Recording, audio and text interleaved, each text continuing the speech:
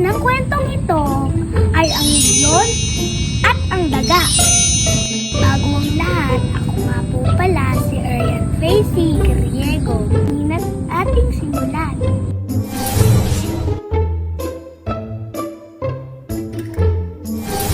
Noong unang panahon, sa gitna ng makapal na gubat, may hindi na natutulog ang isang mabagsik na leon.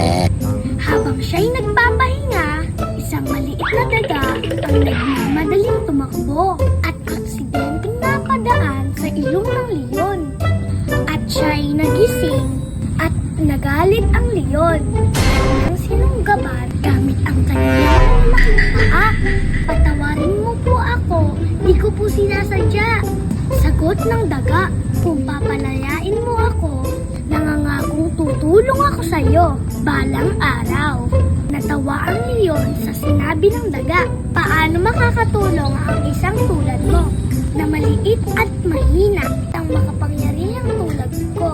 Pero sa awa at kaunting katuwaan, pinalaya niya ang daga.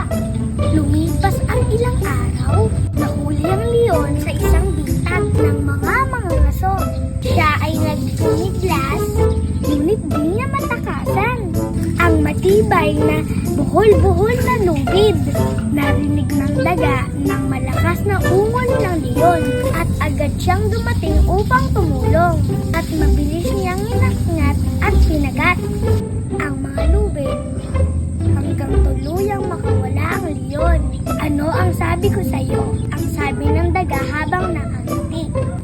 Kahit isang maliit na nilalang maaaring makatulong sa isang dakila. Aral ng kwento.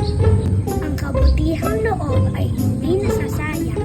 Tinuro ng kwento na kahit na pinakamaliit o tila pinakamahina ay kayang gumawa ng malaking kabutihan na paalala din